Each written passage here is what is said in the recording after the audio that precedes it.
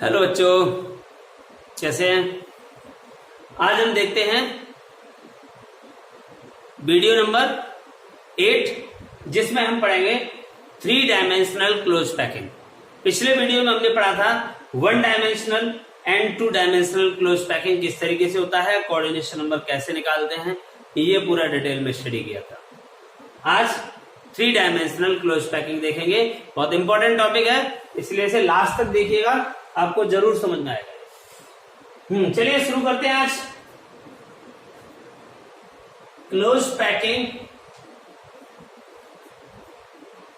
In the solid,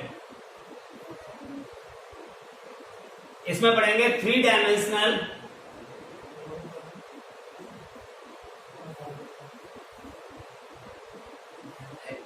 close packing. 3 dimensional close packing हमारा 2 dimension से आगे जनरेट होगा। 2 डायमेंशन में हमने 2 टाइप्स की क्लोज पैकिंग पढ़ी थी, एक स्क्वायर क्लोज पैकिंग, एक हेक्सागोनल क्लोज पैकिंग। इसकी डिटेल के लिए आप पिछला वीडियो देखें। सबसे पहले मैं बात करता हूं square close packing in 3D। देखिए, अगर फर्स्ट लेयर के पार्टिकल्स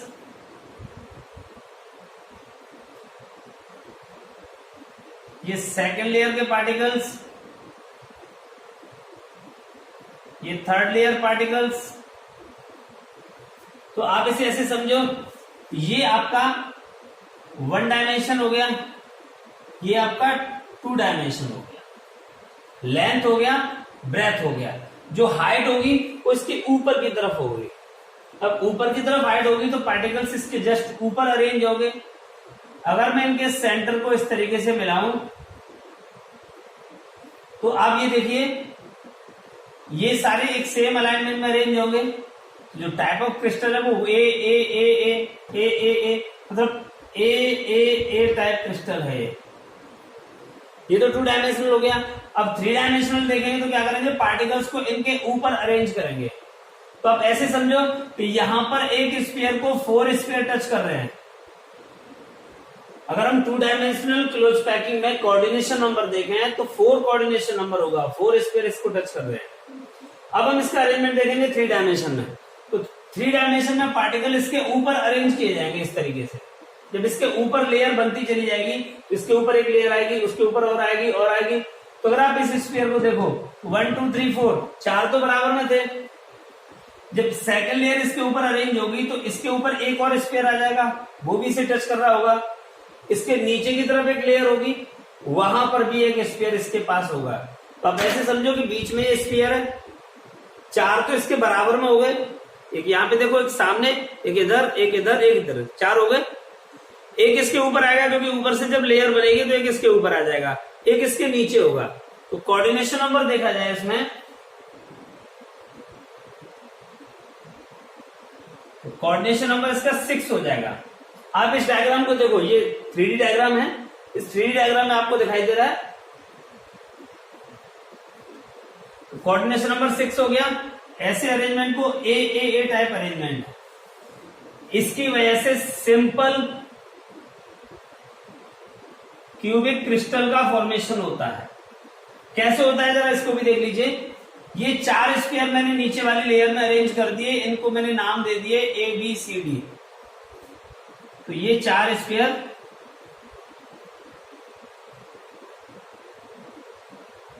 नीचे वाली लेयर में अरेंज हो गए।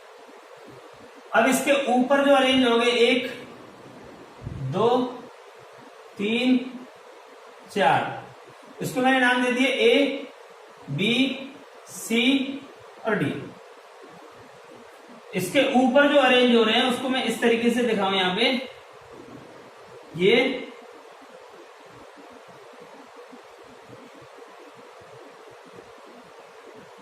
तो आप ऐसे समझो, ये जो स्फीयर था हमारा, ये हमारा ए है, ये वाला बी है, ये वाला सी है और ये वाला डी है, कैपिटल वाला, ये फर्स्ट लेयर में। इसके ऊपर जो अरेंज हुए वो यहां पर अरेंज हुए। तो ये हमारा स्मॉल ए, सॉरी ये स्मॉल ए, बी के ऊपर स्मॉल बी, सी के ऊपर सी और डी के ऊपर डी हो गया। तो ये ABCD जो चार थे, इनके जस्ट ऊपर दूसरी लेयर आ गई ABCD।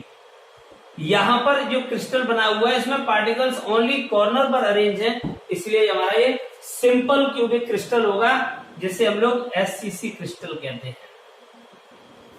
तो ये हमारा 3 डायमेंशनल क्लोज पैकिंग हो गया, square close packing in 3D। इस स्क्वायर क्लोज पैकिंग 3D में जो ये लर्निंग पॉइंट है हमारे, सिंपल क्यूबिक क्रिस्टल का फॉर्मेशन होगा, कोऑर्डिनेशन नंबर 6 होगा और AAA टाइप क्रिस्टल।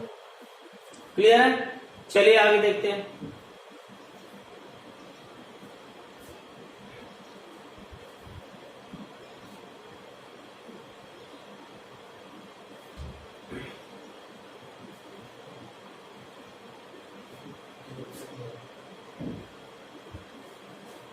अब आता है हेक्सागोनल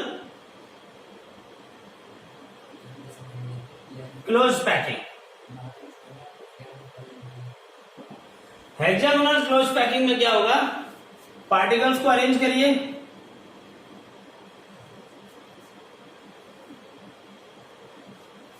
इसके डिप्रेशन में सेकंड लेयर आएगा,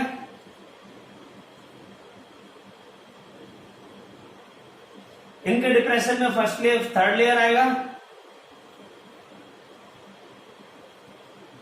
आप इस तरीके से सारे पार्टिकल्स को अरेंज कर दीजिए। यहां पर इस पार्टिकल को कंसीडर कर रहे हैं हम लोग 1 2 3 4 5 6 पार्टिकल इसको टच कर रहे हैं। अगर आप इनके सेंटर को मिलाएंगे तो हेक्सागोन बन जाएगा, इसलिए इसका नाम है हेक्सागोनल क्लोज पैकिंग। 2 डायमेंशन में इसका कोऑर्डिनेशन नंबर 6 है। अब हम 3 डायमेंशन की बात करेंगे, तो ये हमारा फर्स्ट लेयर हो गया। अब हम अरेंज करेंगे सेकंड लेयर। सेकंड लेयर यहां पर डिप्रेशन में अरेंज हो जाएगा, ये 3 स्फीयर के इस डिप्रेशन में आ गया, ऐसे ही यहां पे आ गए।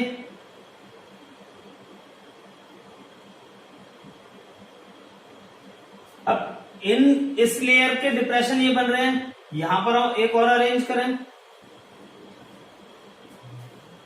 इस तरीके से। आप इसे थोड़ा सा गहराई से देखिए, सेकंड लेयर को मैं थोड़ा डार्क कर देता हूं।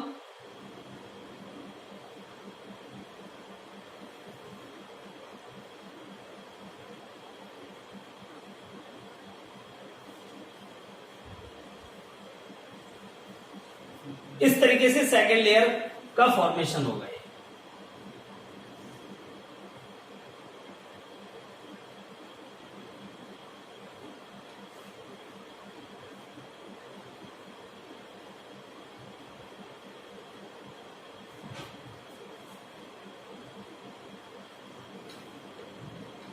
ये सेकंड लेयर आ गई। फर्स्ट लेयर और सेकंड लेयर, ये हमारी सेकंड लेयर के पार्टिकल्स हैं और ये हमारे फर्स्ट लेयर के पार्टिकल्स हैं।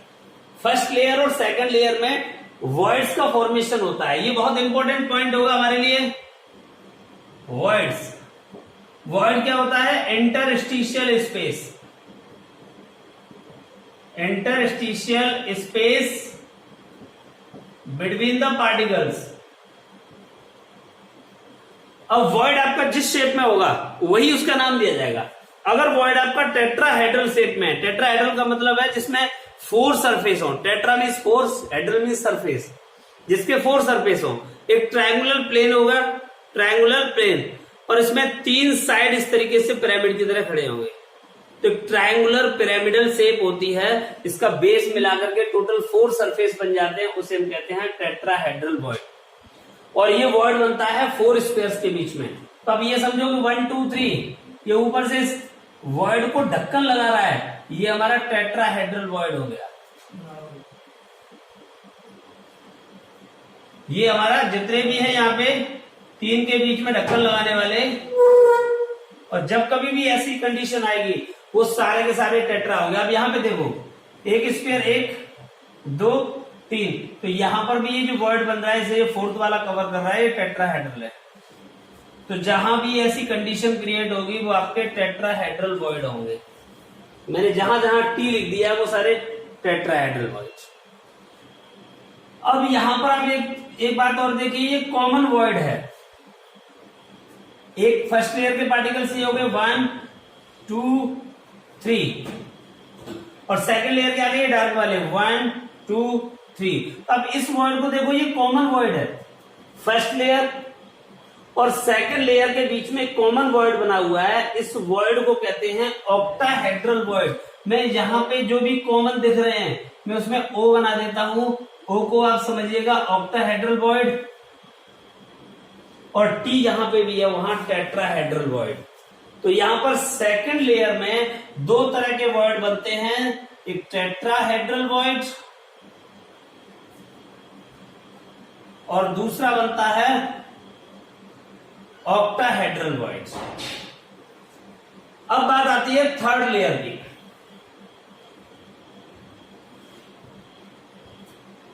अब बात आती है थर्ड लेयर की। तो थर्ड लेयर में क्या होगा, इसके बाद हम थर्ड लेयर बनाएंगे। तो ये थर्ड लेयर हमारे टाइप ऑफ क्रिस्टल को अरेंज करेगा। अब मैं इसको ऐसे समझूं कि ये जो डार्क स्फीयर है वो नीचे की तरफ है, एक स्फीयर हो गया, ये तीनों इसके ऊपर हो गए। तो ये एक स्फीयर और ये तीन, इनके बीच में बनने वाला वॉइड टेट्राहेड्रल वॉइड। अगर थर्ड लेयर यानी फर्स्ट लेयर सेकंड लेयर, अब थर्ड लेयर के पार्टिकल अगर टेट्रा वाले के उसी रेंज में आ रहे हैं, मतलब इसकी सेम अलाइनमेंट में होंगे, तो उससे बनने वाला जो क्रिस्टल होगा वो हमारा हेक्सागोनल क्लोज पैकिंग होगा। तो यहां पर आप देखिए ये ऑक्टा है और ये टेट्रा है। तो अगर थर्ड लेयर का पार्टिकल, थर्ड लेयर में दो कंडीशन होंगी कि अगर टेट्राहेड्रल वर्ड को ऑक्यूपाई करता है, थर्ड लेयर का पार्टिकल टेट्राहेड्रल वर्ड के ऊपर आता है तो उससे बनेगा हेक्सागोनल क्लोज पैकिंग, और अगर ये ऑक्टाहेड्रल वर्ड को ऑक्यूपाई करता है तो उससे बनता है क्यूबिक क्लोज पैकिंग, मतलब एफसीसी क्रिस्टल। ये लर्निंग पॉइंट है हमारा। टेट्राहेड्रल वर्ड को ऑक्यूपाई करेगा तो hexagonal close packing in 3D create होगा, और ऑक्टाहेड्रल को ऑक्यूपाई करेगा तो सीसीपी को, मतलब एफसीसी टाइप का क्रिस्टल बनेगा। दोनों केस में जो कोऑर्डिनेशन नंबर आएगा वो आपका 12 आएगा, चाहे वो हेक्सागोनल क्लोज पैकिंग हो या क्यूबिक क्लोज पैकिंग हो। तो दोनों ही केस में जो कोऑर्डिनेशन नंबर आपका आएगा वो 12 आएगा। फर्क क्या होगा, हेक्सागोनल क्लोज पैकिंग में A B A B A B type का अरेंजमेंट होगा, और क्यूबिक क्लोज पैकिंग में ए बी सी इस तरह का क्लोज पैकिंग होगा। अब जरा इसको इस 3 डायमेंशनल डायग्राम में देखिएगा। ये जो डायग्राम आपके सामने है, आप एक डिस्प्ले पे देखिए, ये जो फर्स्ट वाली लेयर है, फर्स्ट लेयर का अलाइनमेंट ये सेकंड है और ये थर्ड है। तो फर्स्ट और थर्ड का सेम अलाइनमेंट है, सेकंड लेयर का अलाइनमेंट फर्स्ट और थर्ड से डिफरेंट है। तो ये ए हो गया, ये बी हो गया और ये ए हो गया। तो ऐसे अरेंजमेंट को ए बी ए अरेंजमेंट कहेंगे। कोऑर्डिनेशन नंबर आप देखिए, कोऑर्डिनेशन नंबर यहां पर सेंटर वाले स्फीयर को 6 स्फीयर साइड में टच कर रहे हैं, और 3 ऊपर की तरफ है और 3 नीचे की तरफ है। तो यहां पर आपका जो कोऑर्डिनेशन नंबर है वो 12। अच्छा, इस दूसरे वाले में देखिए, अब इसमें जो फर्स्ट लेयर है वो सेकंड और थर्ड से डिफरेंट है, फर्स्ट और फोर्थ सिमिलर है। फर्स्ट में ए, सेकंड वाली लेयर इससे डिफरेंट है, थर्ड वाली इससे भी डिफरेंट है, फोर्थ और फर्स्ट सिमिलर है। तो ये ए हो गया, दूसरा वाला बी हो गया, तीसरा आपका डिफरेंट है सी हो गया, फोर्थ वाला सिमिलर है तो वो ए हो गया। A B C A.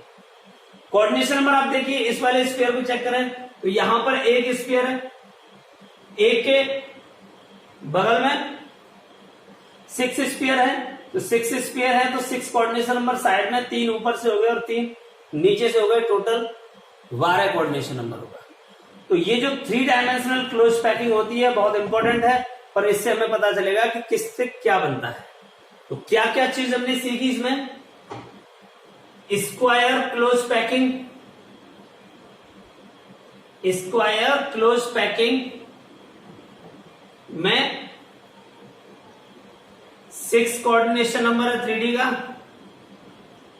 A type crystal है और सिंपल क्यूबिक क्रिस्टल का फॉर्मेशन होता है।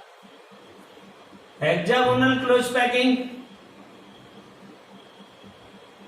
हेक्सागोनल क्लोज पैकिंग में 12 कोऑर्डिनेशन नंबर है, चाहे किसी भी तरह का अरेंजमेंट हो।